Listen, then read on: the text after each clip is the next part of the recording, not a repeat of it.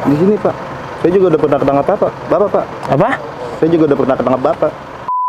Kami tangani Apa sih? tahu cari masa Gua ya gue ini ya ada ya mah Iya. kok bisa ketemu kita di sini mas ya. Mari ke sini Pak. Ya.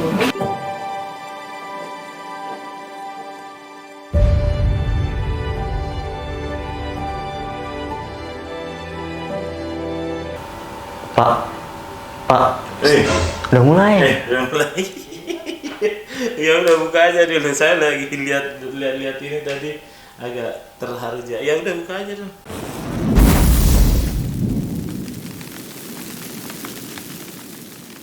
Halo guys, balik lagi di YouTube Peskar bersama saya Ramadan dan bersama Pak Ambar. Pak, silakan saya lo dulu.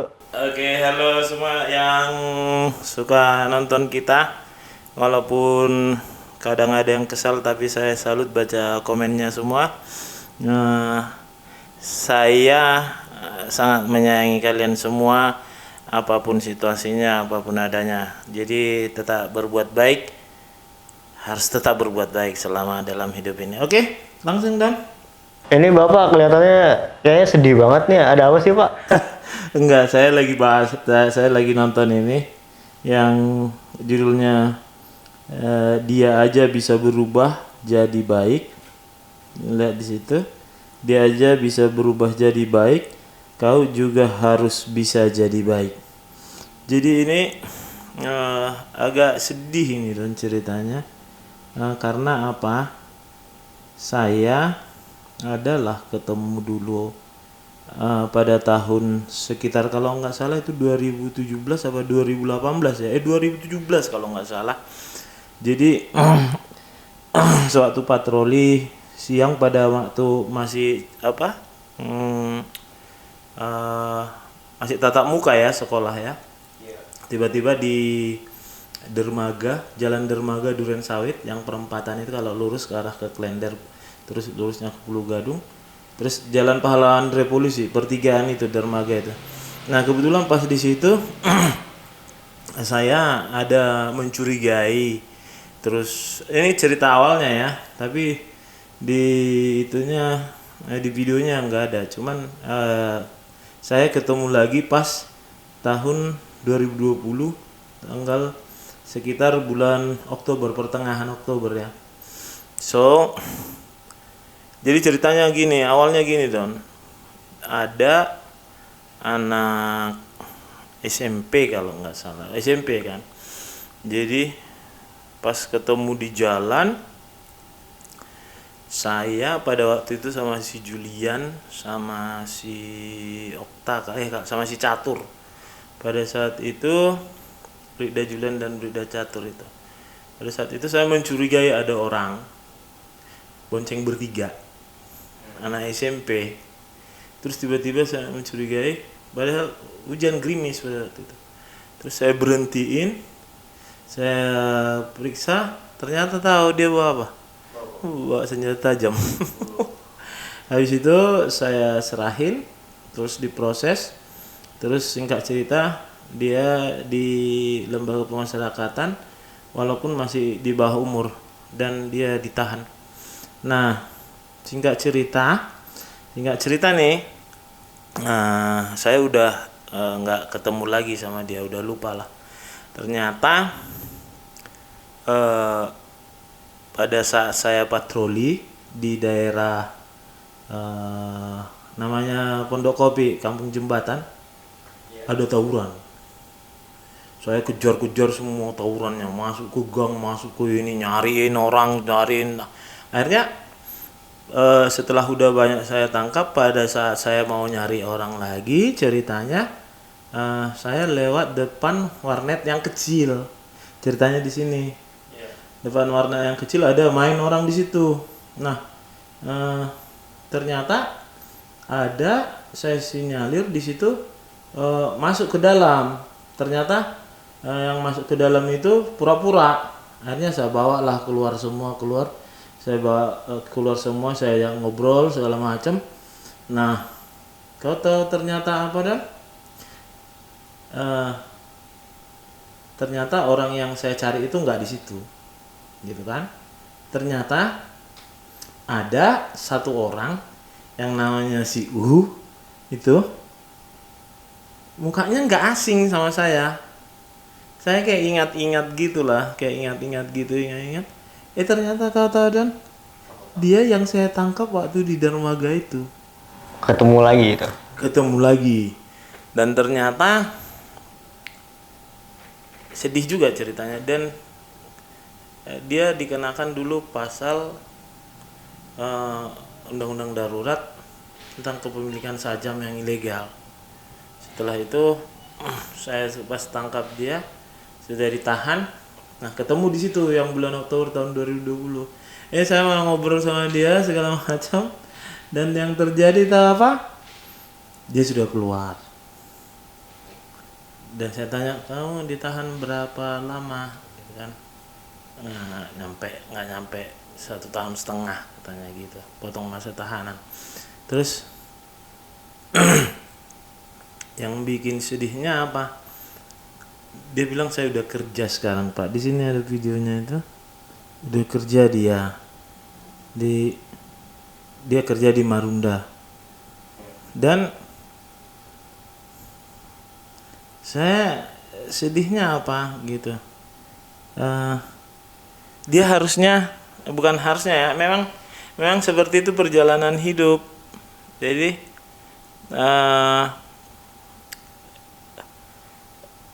dia diciptakan dengan seperti itu, karakter seperti itu, dan saya senang setelah dia menyadari kesalahannya. Akhirnya yang terjadi, jadi dia anak baik-baik, Don. Dia jadi baik. Terus dia udah bekerja, terus dia udah ngasih uang sama mamanya gitu kan. Enggak jadi beban keluarga lagi. Apa yang istilah sekarang itu? Beban orang tua. Beban orang tua. Nah, saya merasa senang seperti itu.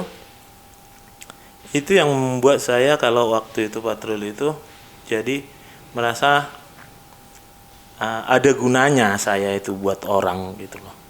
Terus banyak lagi yang saya alamin itu, contohnya nih, ada orang motornya saya tangkap,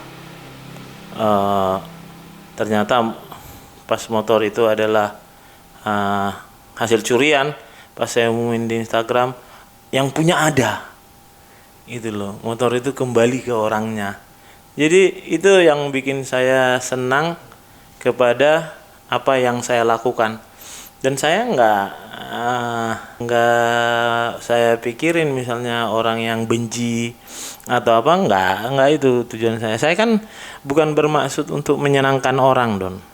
Kita nggak bisa menyenangkan semua orang, tapi kita harus menyenangkan Tuhan. Mau dia agama Madon, agama saya, kita kan harus menyenangkan Tuhan yang Maha Kuasa.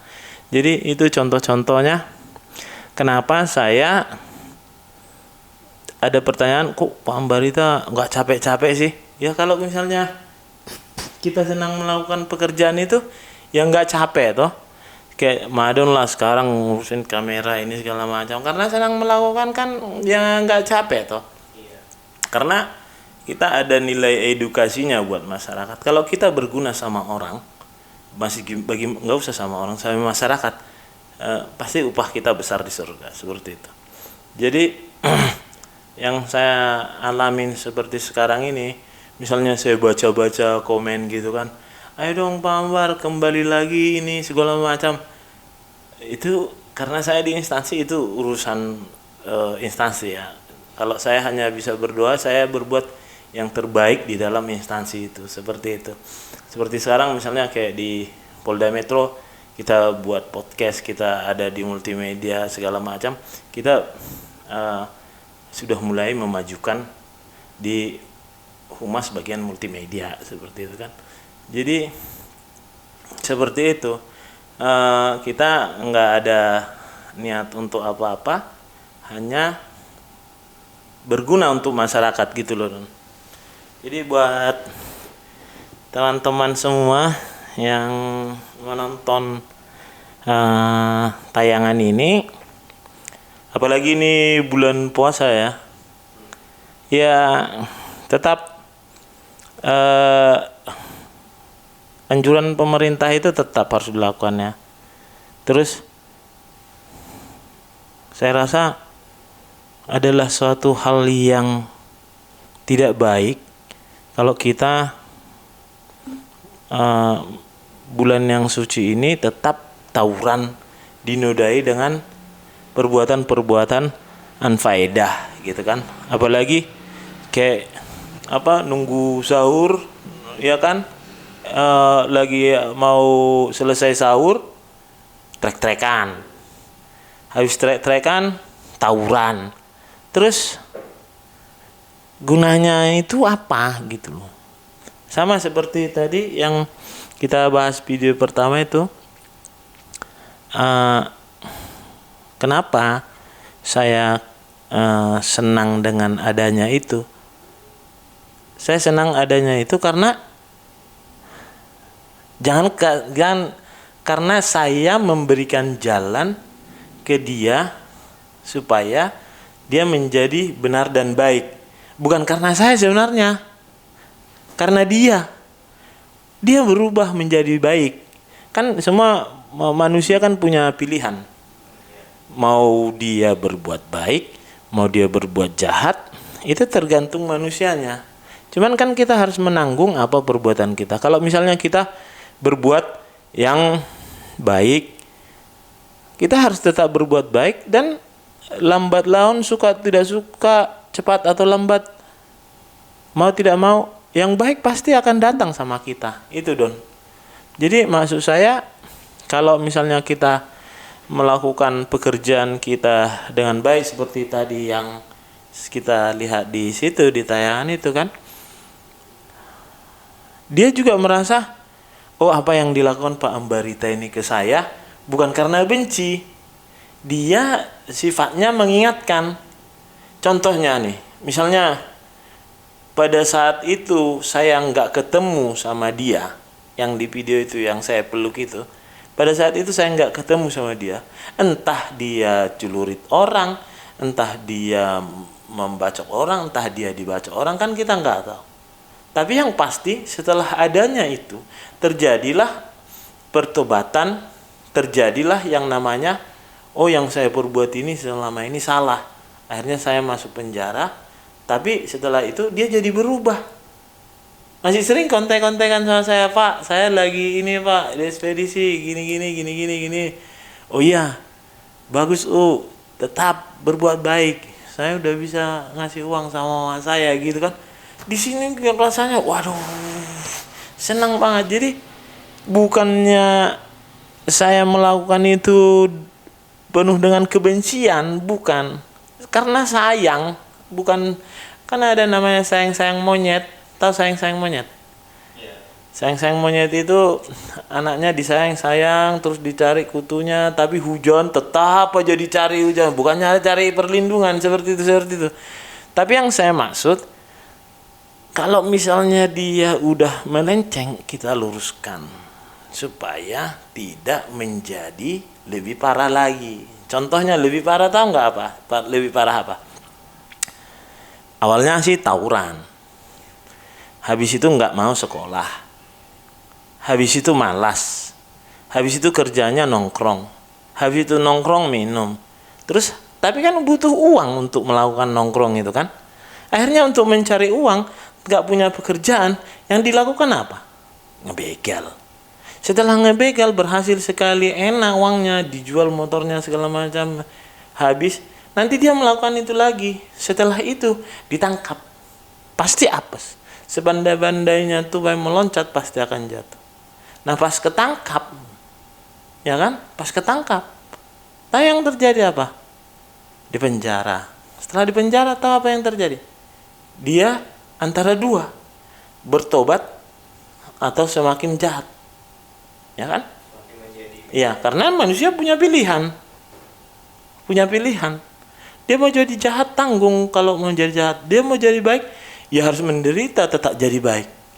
Nah, setelah itu dia punya pilihan. Nah, akhirnya dia membegal, masuk penjara, itulah kemampuannya terus. Jadi dia tetap di dalam circle, di dalam lingkaran setan itu.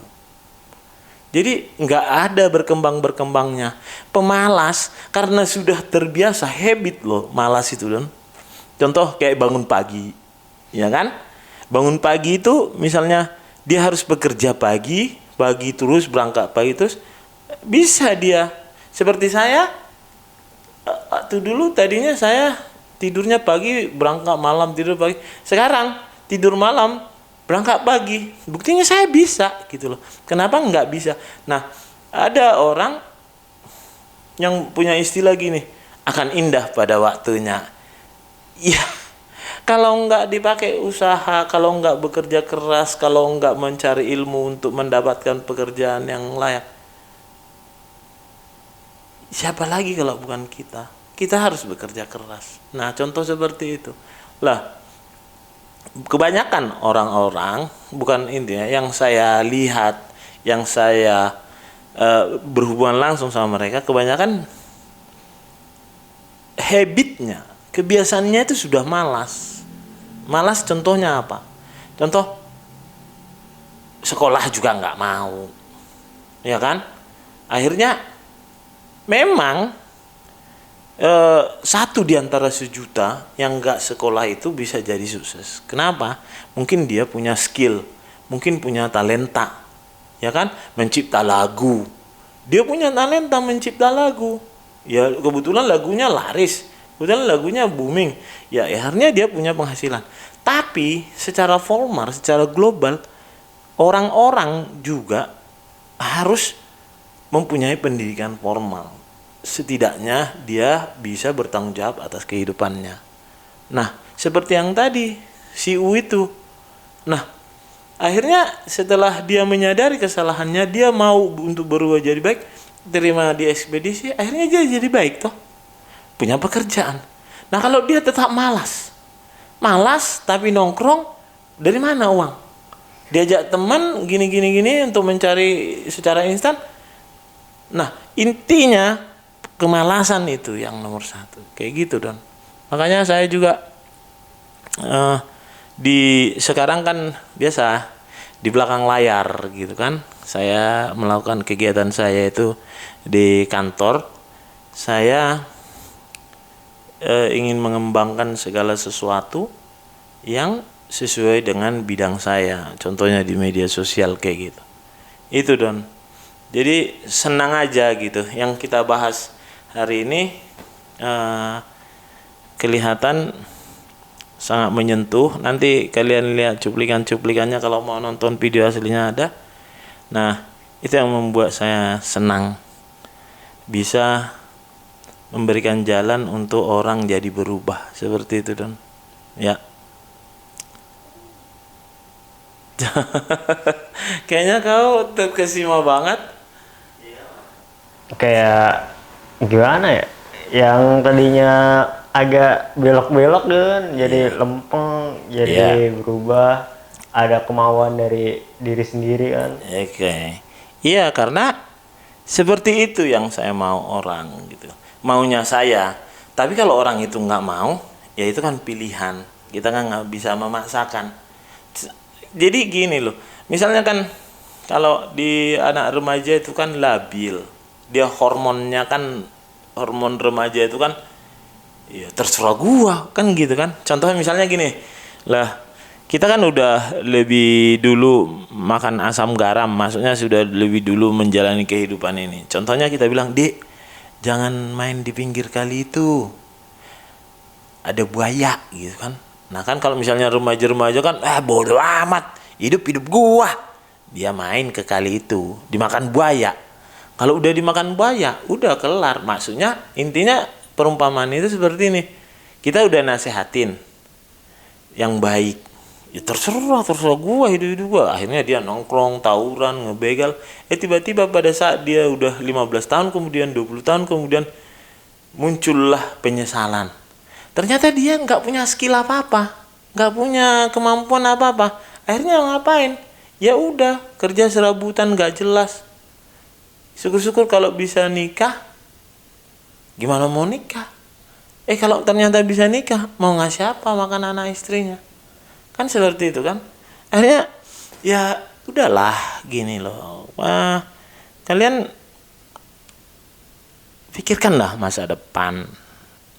Jangan hanyut di dalam masa remaja yang penuh lika-liku. Pada saat sadar, ternyata sudah terlambat. Tapi memang nggak ada kata terlambat sih. Tapi udah, siapa pernah ada saya dengar gini, manfaatkan masa mudamu itu untuk bersakit-sakit, pada nanti kau di usia bukan untuk bekerja lagi, kau sudah menikmatinya. Kira-kira seperti itu. Kayak gini, pada saat kau masih kuat untuk melakukan kerja, manfaatkan itu semaksimal mungkin. Pada saat nanti kau sudah tidak kuat lagi untuk melakukan kerja yang maksimal, kau tinggal menikmati hasilnya, gitu kira-kira. Jadi jangan nanti pas muda ya leye bahasa Indonesianya masih santai-santai. Foya-foya. Enggak poya-poya, enggak. Apa yang mau dipoya-poyain? Nah, santai-santai gitu kan. Ternyata udah umur 30, 35. Mak, nikah mak, katanya gitu. Loh, gimana nikah? Duitnya aja kagak ada. Misalnya ya, jangan tersinggung ya. Nah, contoh-contoh seperti itu yang mau saya tekankan sama kawan-kawan penonton semua. Karena banyak di komen juga saya dengar, Pak, kata-kata bijaknya dong gitu. Bukan kata-kata bijak, memang kata berpengalaman di dalam hidup ini. Saya juga merasa bukan orang benar sih, bukan yang selalu bijak dalam situasi, tapi setidaknya saya berbagi pengalaman dan apa yang saya alami di dalam hidup ini supaya menjadi lebih baik untuk hidup, karena hidup adalah perjalanan bukan tujuan. Jadi kan kawan, tetap berbuat baik di dalam hidup ini, karena apapun boleh diambil dari kita, tapi perbuatan baik itu akan dikenang selamanya. Gitu Don. Oke? Mau kita bahas apa lagi? Cukup sampai sini? Cukup. Oke, terima kasih ya sudah menonton. Kalau misalnya di antara kalian ada yang agak tersinggung-singgung dikit, ya jadikan itu motivasi. Jadikan itu suatu pelajaran supaya kita ini hidup lebih baik dan bermanfaat buat orang lain. Terima kasih sudah menonton. Jangan lupa Like, comment, and subscribe. Jangan lupa nyalain loncengnya. Terima kasih. Dah.